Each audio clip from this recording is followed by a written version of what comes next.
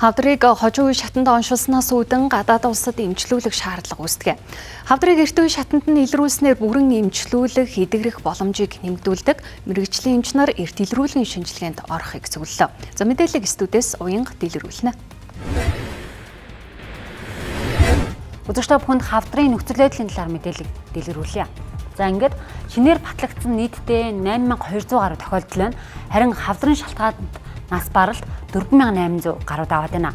Энэ нь ерөөдөө энгийн үгээр тооцоолох юм бол өдөрт хавдрын шалтгаанаар 13 орчим хүн нас орж байна гэсэн үг юм а. За ингээд хавдрын эмчилгээний хяналтанд Монгол улсад нийтдээ 30,000 гаруй иргэн байгаа бол за харин хавдрын с ิจ гтэй тохиолдол 11,000 гаруй байна гэсэн ийм дүн мэдээлэл гарч ирсэн байна. Хорт одрын нас оролтын тэргүүлэх шалтгаанд элэг ходоод уушиг, зовлон холоо хомоо үзэн бол нас оролт орж ийн хөвчлөл нь бас мөн адилхан бүртгэж байна. За хорт хавдрын онцлогдох үе шатын мэдээллийг харах юм бол 80 гаруй хувь нь 3 болон 4-р шатандаа онцлогдож байна гэсэн үг. Тэгэхээр хамгийн чухал нь эрт илрүүлэхтэй хамрагдах юм а гэдгийг эндээс харж болно. Яг гэвэл энэ олон 60-аас 70% нь хожуу шатандаа хавдар илрээд байна шүү дээ. Тэр илрээд байгаа хавдар чинь эрт илрүүлэгээр эрт шатандаа илрэх юм бол эмчилгээний үр дүн сайжирч байгаа байхгүй. Эмчилгээний үр дүн сайжирна гэдэг чинь тэр хүн 5 жил, 3 жил, 10 жил амьдрах ийм боломж бий болно л гэсэн үг. Хавдар судлалын үндэсний төвөөр үйлчлүүлэгчдийн мэдээллийг харах юм бол жилд дунджаар 106 мянган хүн тухайн төвөөр үйлчлүүлж байна. За тэдгээрийн хувьд бол одоо 78% нь цаг товлох үйлчлэгийг өөрийн биеэр авч байгаа юм а. Нэгсэндээ төдийн хугацааны одоо цаг хугацаа одоо эд хөрөнгө болоод бусад зүйлээ бас зарцуулж байна гэж ойлгож байна. За мөн дээрээс нь 14 хоног ба түүнээс дээш хугацаанд хүлээж байгаа иргэд бол 43%-ийг нь эзэлж байна. Эрүүл мэндийн хуулинд бол хавдар өвчин 100% улсаас таах ёстой. Гэхдээ хавдар гэж онцлогдсон цагаас эхлэв. Тэрнээс өмнө оншоо тодруулах гээд явж байгаа хүмүүс шүү дээ. Одоо анх хавдарт ирээд оншоо тодруулах гээд энэ хавдар болох уу болохгүй юу мөн үү биш үү гэж явж байгаа хүмүүс бол хамтын төлбөртэй. Ер нь бол 20-30% хамтын төлбөр байгаа. Энэ нь бол даатгалын системээр үлдсэн 70-80% даатгал төлөө явж байгаа. Хөдөө орон нутгаас ирж байгаа иргэдийн хувьд ялангуяа багтаа одоо яг энэ хавдар судлалын үндэсний төвөөр үйлчлүүлэх за ирээд үзлэх шинжилгээ өгөх гэх мэтчлэнд багтаа 2 сая төгрөг зарцуулж байна гэдгээ хэлж байна. Эхний байдлаар бол ямар ч нэг 2-3 сая төгрөг болчих шиг боллоо шүү дээ. Одоо бүх нөгөө идэж явах бүх зардал нэмэгтэй зэрэг. Би одоо яг 1 жил тойрж байна. 1 жил явж байна. Хаалгаа гэж химийн эмчилгээ одоо туяа эмчилгээнд явж байгаа байхгүй. Яг зардал бол гарна. Гэхдээ бас нөгөө даатгалаар яаж байгаа болохоор бас арай бас ондоо.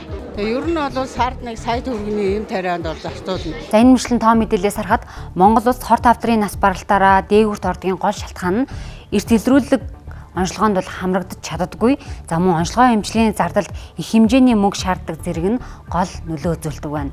За манай улсын хувьд гэхэд үйлчлэгээнд зарцуулж байгаа мөнгөн дүн, за тэр дундаа гадны улсад зарцуулж байгаа мөнгөн дүнг харах юм бол Монгол банкны мэдээлэлээс харахад жилээс жилд өсөж байна. Тэр дундаа 2024 онд гэхэд 238 сая долларыг эмчилгээнд зарцуулжээ. Тиймээс өвдснийхөө дараа бус өвдгөөсөө өмнө урьдчилан сэргийлэх нь эрүүл мэндийг хайрлан хамгаалах мөн урьдчилан сэргийлэх үзлэг онцлогоо шинжилгээнд тогтмол орох нь зөвхөн өөрийгөө төдийгүй гэр бүлээ хамгаалах хайртай хүмүүсийн төлөө хийж байгаа хамгийн чухал алхам гэдгийг эндээс харж болно. Эрт илрүүлгээр ингээл энэ юунд юутай болсон шүү дээ. Хяналтанд орохоор болсон. Дотоош өвлийн яваар. Айгу үр дүнтэй санагдчих надад. Яг ойр дотныханд хүмүүст одоо тиймэрхүү юм яг тохиолдоод өчнөө онцлогдож исэн болохоор айгу зөв гэж бодож байгаа. Одоо хүмүүст ямар нэгэн өвчин зол нөгөө хилж ирэхгүй хийсч ирдэг. Тэрийг урьдчилаад мэдэх боломжтой гэж боддог. Илрүүлээ ямар нэгэн эмч өвчин байна уу, ямар нэгэн байна уу гэдэг мэдээ авчнаа ярилж байгаа шүү дээ. Эрт илрүүлэлт айл болгон нөгөө хамрагдах цаг хугацаанд болж лээвэл хамрагдчихлээвэл тэгээд өөрөө бийд болж байгаа бүх зүйлийг эртгэл мэдж авна гэсэн хөлтэй. Нэрээ 2 настай хүүхдээс 80 настай буурал хүртэл хавдартай байж тээ. Тиймээс ер нь болж л өгвөл өөртөө цаг зав гаргаад тий эрт илрүүлэхтэй ороод одоо боломжгүй хүмүүс нь одоо улсаас угаасаа үнгүй ингээ оруулж байгаа зүйлтэй хамрагдаа боломжтой ч юм уу хувийн эмнэлэгтэй байна ороосоо л гэж хүсэж байна ер нь. За ингээд бид бүхэн одоо яг энэ хувийн болон улсын эмнэлгүүдэд эрт илрүүлгийн шинжилгээнд ямар үн төлбөртэйгээр авч байгаа вэ гэдэг мэдээллийг шүүж үзлээ. Хувийн эмнэлгүүдийн эрт илрүүлгийн төлбөрийг харвал эрүүл мэндийн даатгалын хөнгөлөлт ороод 200 мянган төгрөгөөс 1.5 сая төгрөг зарцуулж байна. Нэг хүн хавдраар онцлогсноос хойш түүний гэр бүл дунджаар 20 сая төгрөгийг эмчилгээ үйлчилгээнд зарцуулж байна. Харин гадны улсад эмчлүүлэхэд 100 сая, 500 сая, 700 сая, за заримдаа бүр 1-2 тэрбум төгрөг шаардлагатай болдог байна. 12 орчим эмнэлэг дээр Монгол улсын иргэд түлхүү ирдэг юм байна гэдэг тоо статистикийг авсан. Тэгээ энэ ирж байгаа иргэдийн тоо статистикийг харахаар 60 орчим хувь нь хавдрын эмчилгээгээр ирж байна. Энэ үрдчилсэн сэргийлэлт нь анхдагч, хоёрдагч, гуравдагч гэсэн төрлөөр явагддаг. Анхдагч үрдчилсэн сэргийлэлт гэдэг нь та ямар нэгэн өвчнийг биедээ үүсгэхэд эрсдэлт ямар нэгэн хүчин зүйлийг тэр амьдралынхаа хэв маягтай байна уугүй юу гэдгээ олж тогтоож түүнийхээ эсрэг арга хэмжээг авч сурах ёстой гэсэн. Жишээ нь ихэд тархалт, хорт суршил, ямар нэгэн амьдралын ажил амралтын буруу хэв маягтай байх юм бол таны биед өвчин үүсэх тодорхой болж байна гэсэн үг. Хоёр дахь үрдсэн сэргийлэлт гэдэг нь ямар нэгэн өвчнийг эрт үе шатанд нь мэдэж төгс эмчилгэхэд чиглэсэн байх ёстой.